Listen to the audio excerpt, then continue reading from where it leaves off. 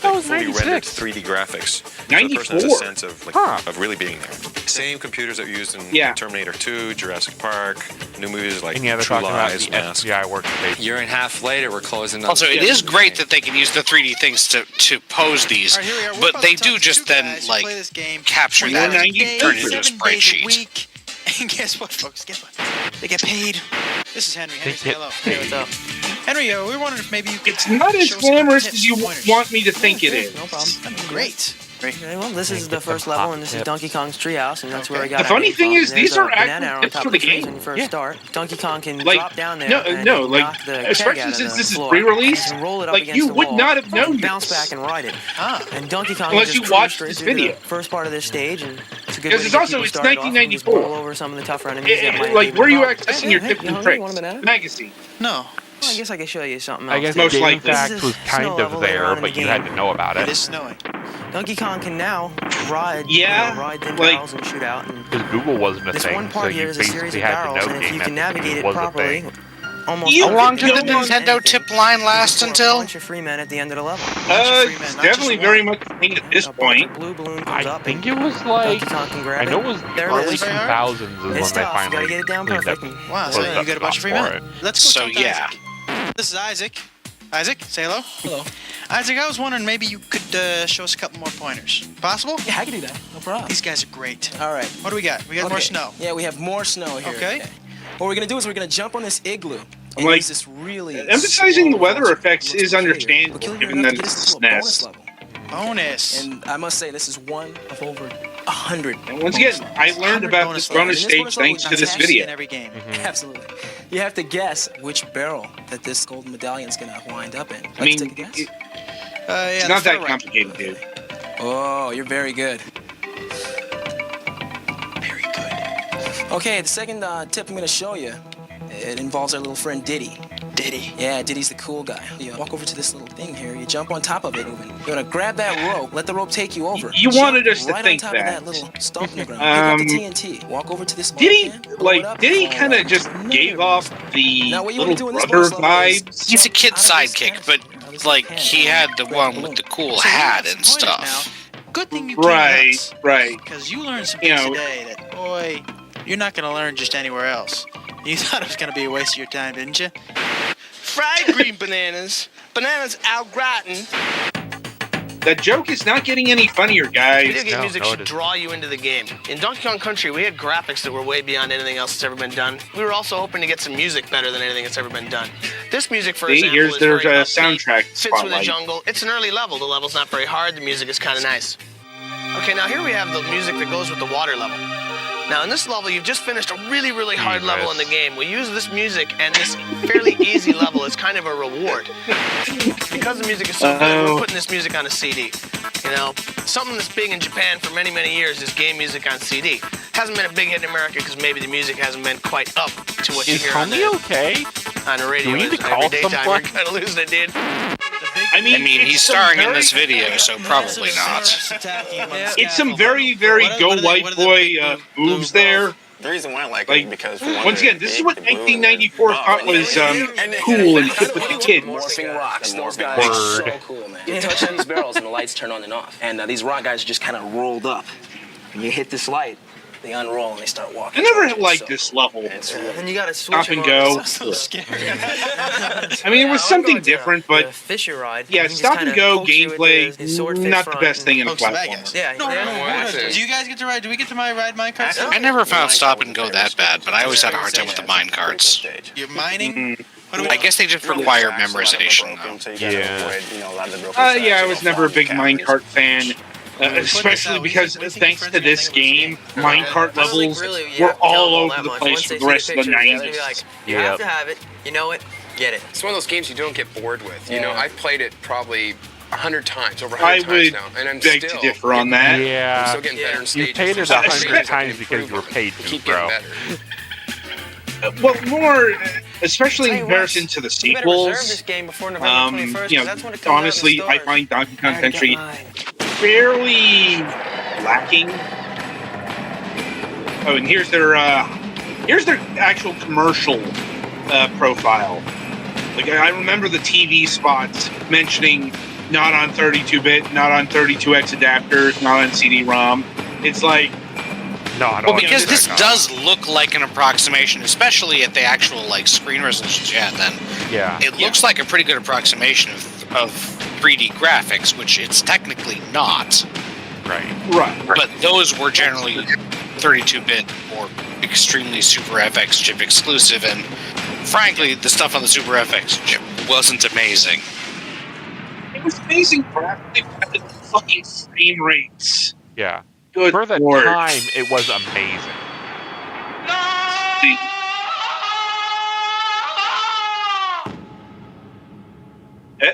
There's a bit more. There was a bit at the end that's also important. Right, this is the US version of the tape, not the UK.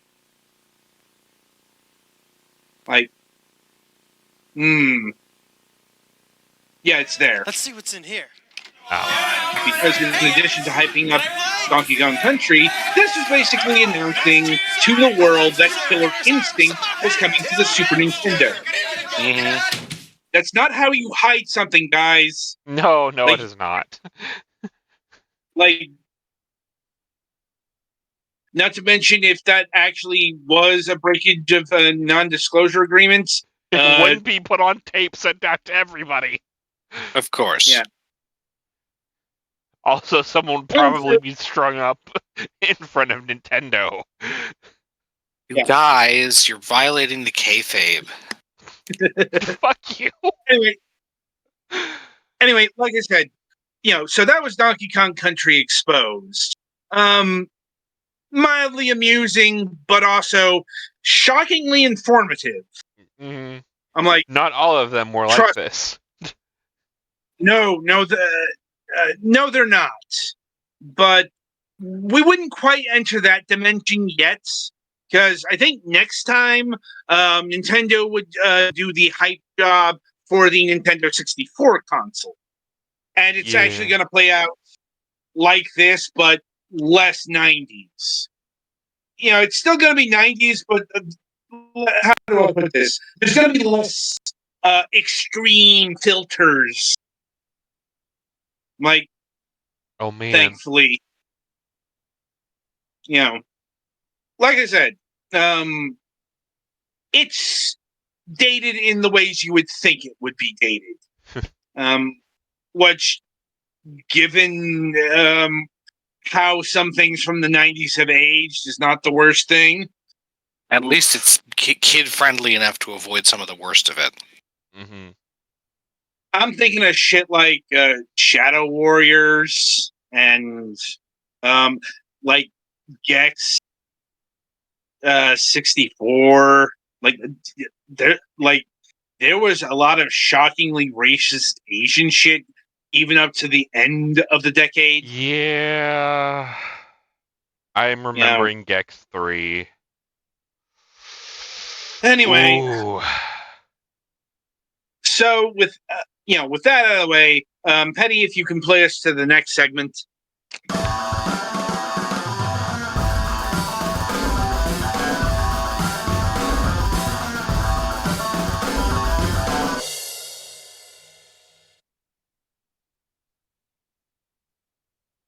All right, so welcome to the topic of discussion.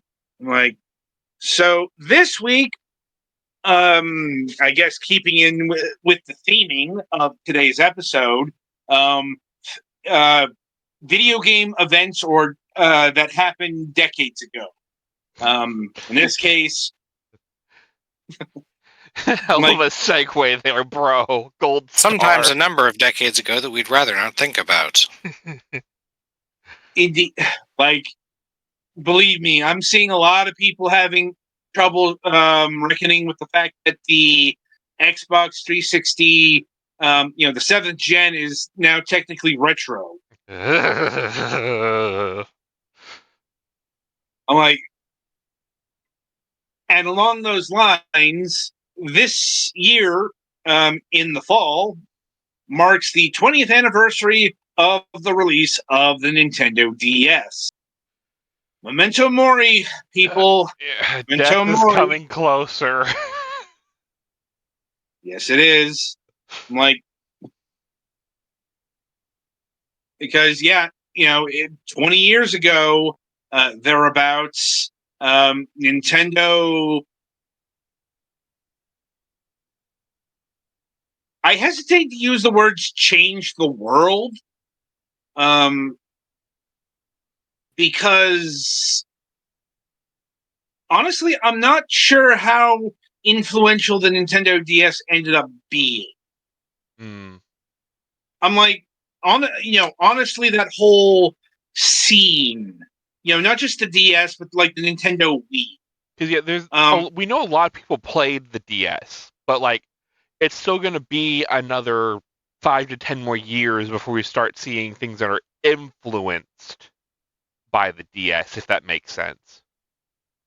Well, it's more like the Nintendo DS proves to be kind of an evolutionary dead end. Like, yeah, because the closest we got was the Wii U, and that. I mean, they could have kept iterating on the DS concept if they didn't decide they wanted to make a Switch. The thing is, Nintendo doesn't seem to like doing the same thing repeatedly. Yeah. They sort of. It's a bit of a complicated issue because the thing that people will immediately point to in terms of the DS's influence is the touchscreen. I'm like, because having a second screen, having the second screen be a touchscreen, those are definitely the most effective and lingering features of the DS. It had a lot of other stuff too, but most of that stuff only got used for relatively less important things. Yeah, it's kind of seen as the world's warm up act to the iPhone, basically. Like, which is definitely a case, but like I don't think Apple was ever influenced directly by the DS. Probably not, though you never know, because with how widely it was, used, they knew about it. It's impossible to not know about it. Certainly, but it's like, yes, the iPhone has a touch screen, but it's like it has a radically different touchscreen that ended up being the way forward in terms of touch technology. Mm-hmm. I'm like,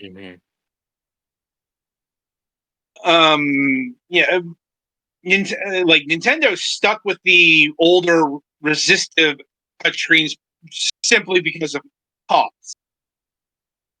I think it had some advantages, honestly, in this particular situation. It probably did in like the mid 2000s. Well, especially when for a lot of games you're going to be using the touchscreen relatively little for tapping on it for tapping on menu stuff. Mm-hmm. Like it's true you can't do multi-touch stuff, but they also most of the stuff they designed it for you wouldn't need to. Well, yeah. I'm just saying that the Nintendo DS pioneered a lot of stuff that would become the basis of mobile games. But I can't say how much of a direct influence it had on mobile gaming. It's not just the touchscreen, but the whole casual focus. I mean, yes, Nintendo opened up the casual doors, with the likes of Nintendogs and Brain Age and the Wii line and Touch generations, what have you. Mm-hmm. But, the casual audience went to mobile devices not because it had gaming. It's just because mobile devices changed the world. Mm-hmm. To put it frankly, and it's not just the iDevices; they were first, but Android as well. Well, because you figure at this time, casual gaming wasn't really being catered to other than Nintendo. Everyone else wanted it to be more adult. Well, they wanted to be more, not so much adult, but R-rated movie. I think is the best way to put it. That's a more apt term for it. Yes, they thought they were more adult, but it's more, I guess, edgy, kind of. However you want to define it, video games for adults were very defined by the likes of Halo, Grand Theft Auto, what have you. To the point where everything that wasn't that was seen for, literal baby. Mm-hmm.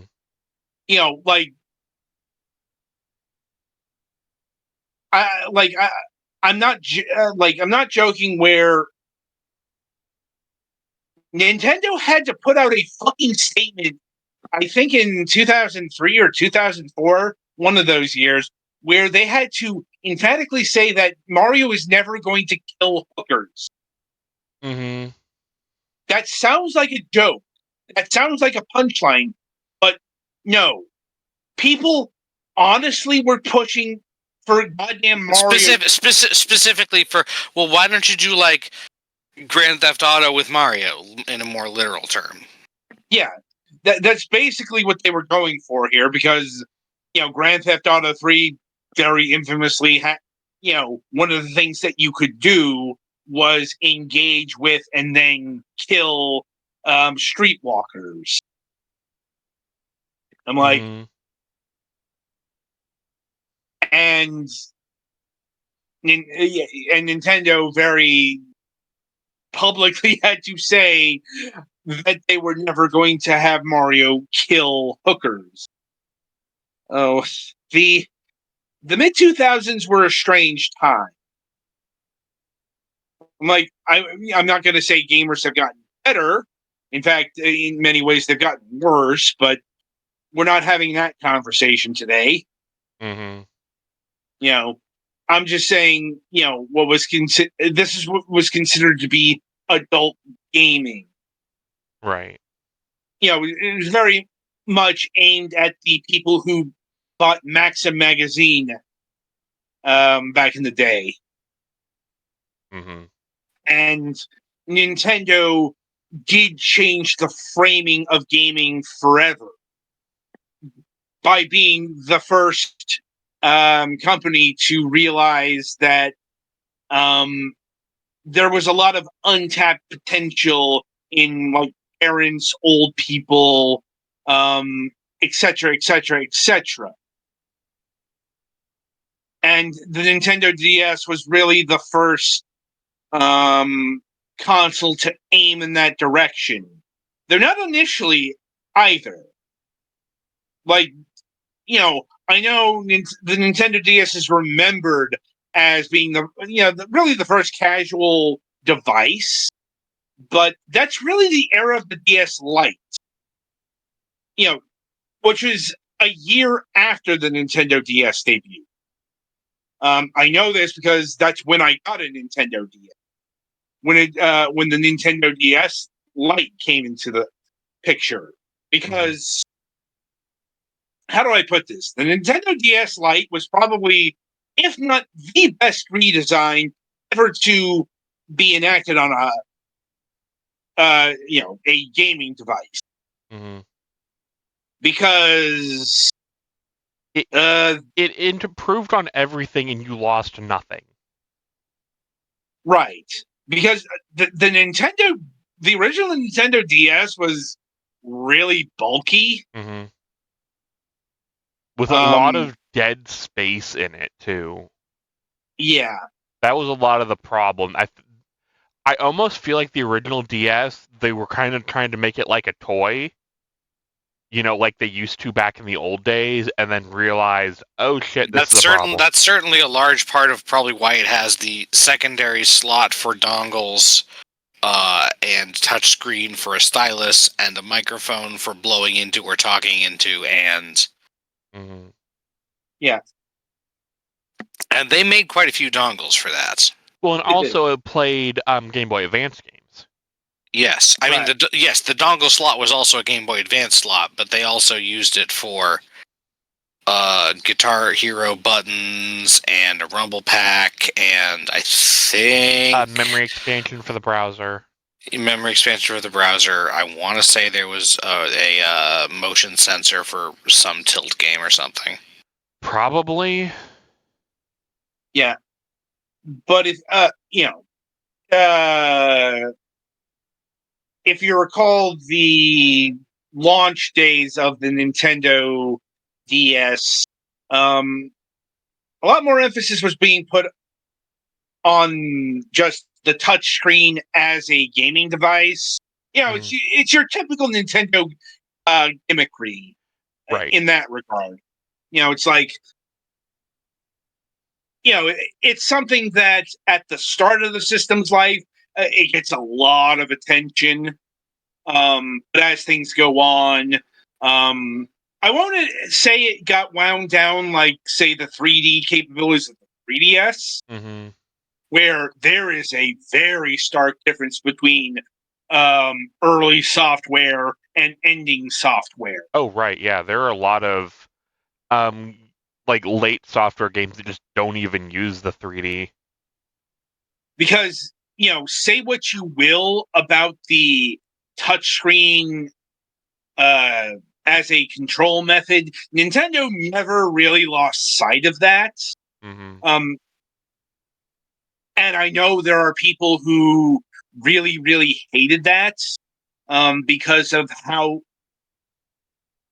Yeah, even later on in the system's life, when they had mostly stopped using a lot of the gimmicks, you would still get touchscreen enabled menus. Well, it's on like the bottom screen.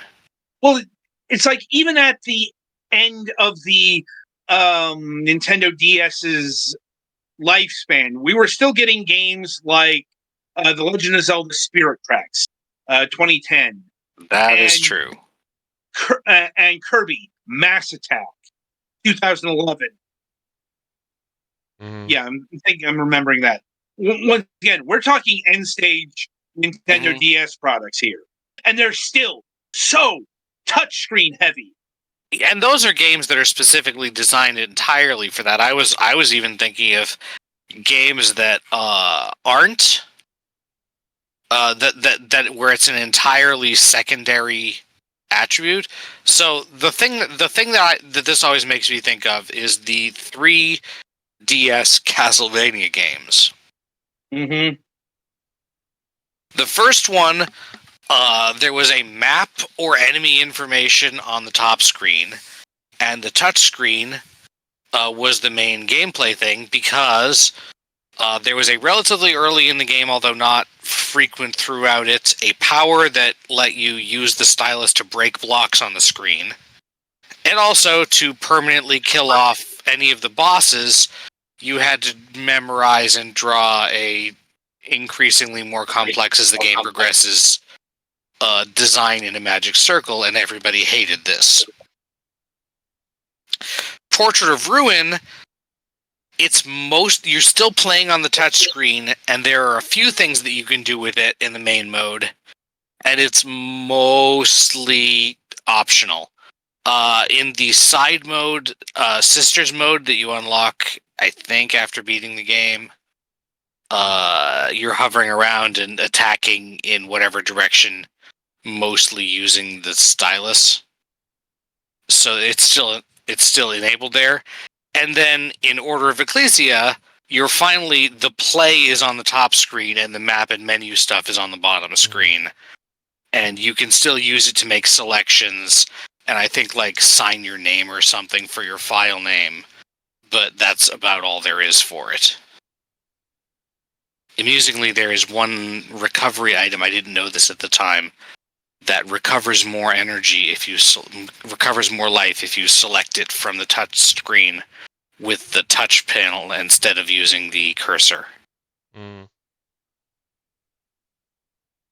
So yeah, they for the really gimmicky Nintendo games, for a lot of them, at the beginning of the system, everyone wants to try to use all of the gimmicks, and then I feel like the less convenient ones get used less as they develop. Well, and like to touch back on the microphone thing was actually also a pretty decent anti-piracy thing, because we still haven't been able to really emulate microphone stuff on emulators.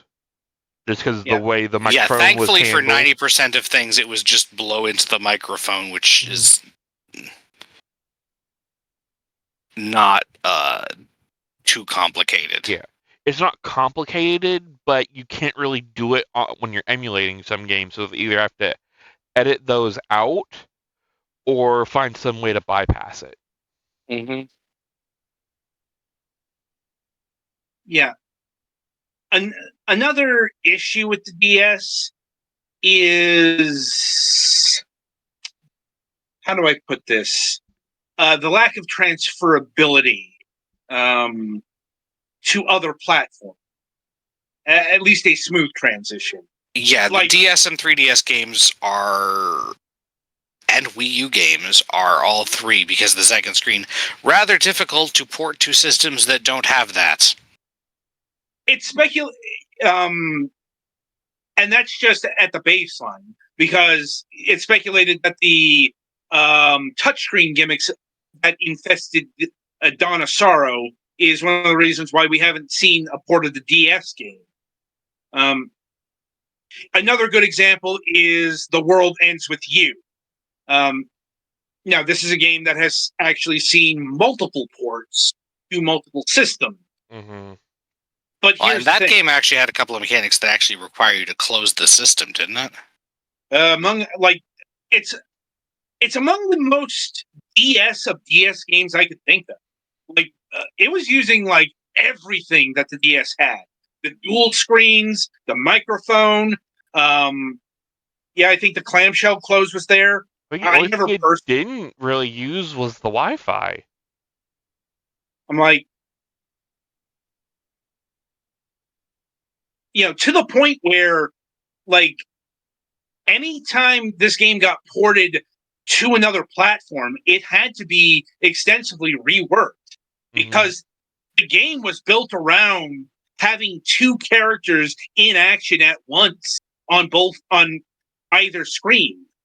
And that's really hard to do with just a controller. Well, it's impossible to do on the Nintendo Switch or iOS. That's why those are that's the iOS version was called Solo Mixer or something along those lines. Yeah, the ones that just use it for a menu or something, or a map, often get ported with a small picture-in-picture of the touchscreen, which still has very varied degrees of how well it's implemented. That, of all of the issues it had, is arguably the biggest issue with Pokemon Brilliant Diamond Shining Pearl, is that all that stuff on the Poketch that was vaguely convenient is now massively inconvenient. Yeah. Right. Also, something that was emphasized at the launch of the Nintendo DS and really never again was the power of the Nintendo DS. Because, what was the big launch title for the DS? Super Mario 64 DS. Yeah. Its whole thing was, it was basically an N64 you could put in your pocket. Yeah. It's once again... Give or take an analog input, which is the main reason why that version of that game is not necessarily the best. Yeah. But once again, Nintendo... the Super Mario 64 DS releases in one of those very narrow bands of time that I brought up with forebearer Super Mario Land. On the one hand, for the handhelds of that specific moment in time, this is very advanced. On the other hand, on the grand horizon, this is going to soon look very outdated. Oh, right. Because right on the other end of the pond was the Sony PSP. Mm-hmm. And all of the graphical fidelity that was bringing to the table. It was basically more powerful than a PS2. It was some games. And the DS still had a fairly low-res screen, all things considered. Right, but I remember distinctly that Sony was positioning the PSP as a portable PS2. Like, you were going to be able to enjoy the console experience in the palm of your hands, yada, yada, yada. And I also remember where the quote-unquote smart money was betting. And that was, people were expecting the PSP to do basically what Sony did with the PlayStation console. And that is overtake Nintendo in this field.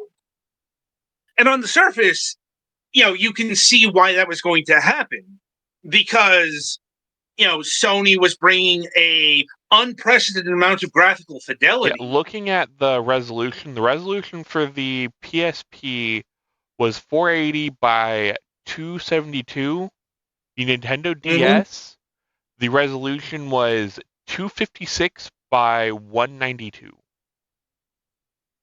Right. Yeah, it was, if I remember correctly, it was slightly bigger than the Game Boy Advance. Yeah. And also the screen on the on the DS was a TFT panel, while the PSP was an LCD panel. Mm-hmm. So you had better color at better angles. Yeah. So Nintendo did show off that, hey, look, you can, hey, look, we put an N64 game into the palm of your hand. Mm-hmm. While Sony was out here bragging that they're putting the PlayStation 2. Now, the actual reality was not what Sony was saying. Because, PlayStation portable games, in actuality, were actually rather cut down from their PlayStation 2 counterparts. Right. Also, something game storage medium, something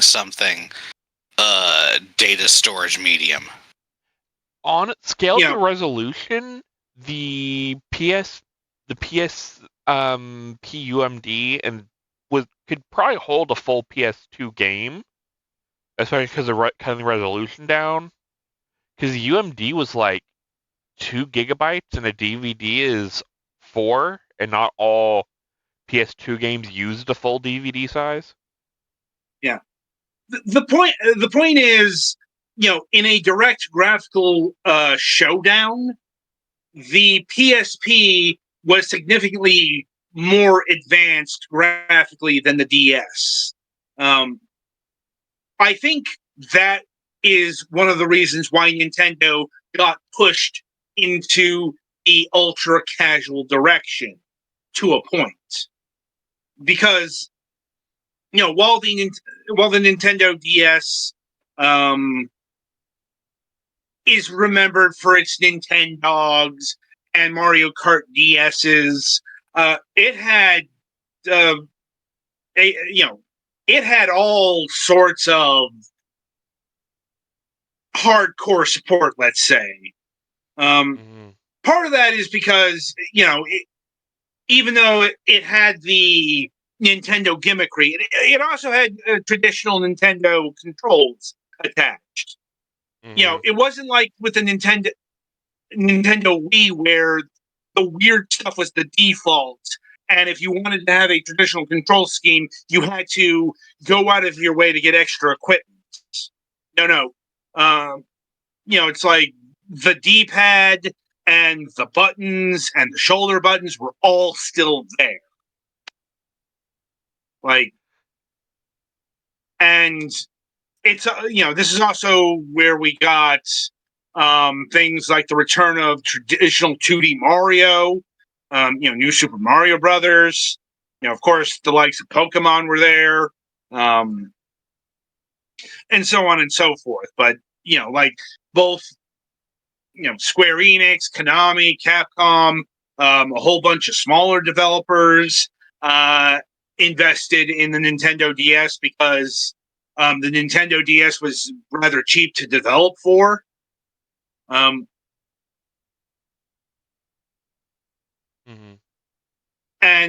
that's why, to sum up, the Nintendo DS has one of the greatest software libraries ever seen. At least most varied, if anything. I suppose the most interesting thing is what didn't happen to the PSP. It's like the PSP did not get demolished by the Nintendo DS. People tend to think that way because the Nintendo DS sold that much more than the Sony PSP. Also, the PSP's downsides are definitely some of its own design. But here's the thing, like the Sony PSP sold like 80 million units. Like it's by far the best-selling non-Nintendo handheld ever seen. It's just compared to its direct contemporary, it got crushed. It's kind of like the Game Gear versus Game Boy. Like the Game Gear did pretty all right for itself, all things considered. It's just compared to the mega success of its competition, it got crushed. Technically speaking. The problems with Sony's handhelds that arrived with the Vita. Yeah. I just want to emphasize, like the Sony PSP actually had a very robust library of its own. And there's also quite a bit of, not so much cross-pollination, but like if you were a fan of JRPGs, you were pretty spoiled. You were eating good. Yeah, you were eating good on the handhelds. Because fucking Square Enix, Nipponichi, Atlas, all of them were providing support for both platforms. And not just turn-based, but action RPGs too. Strategy RPGs. Like I said, it was a good time. It was a good time to be an RPG fan on handheld. And some of those still stand up as some of the best in their genre to this day.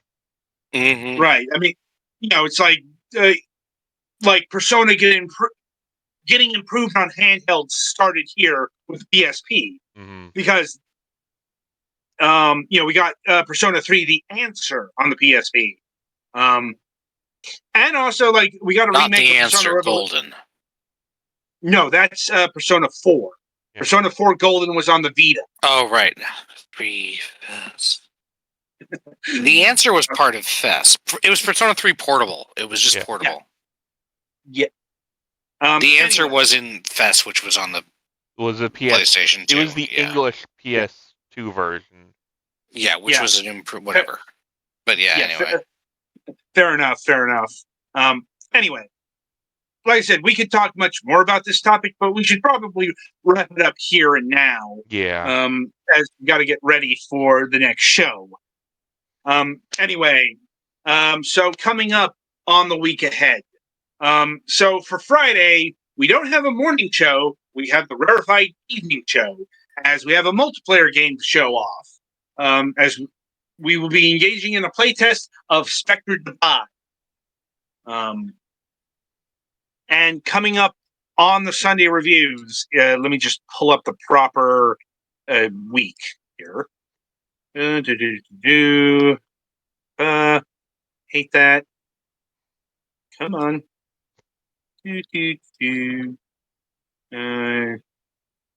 Hello? Yes. Yes, you're still here. Okay, just wanted to make sure. Anyway, we'll be having reviews of Veritas, Creatures of Ava, Five Nights at Freddy's The Pit, and Solos. So look for that, and until next time, I shall wish you good gaming.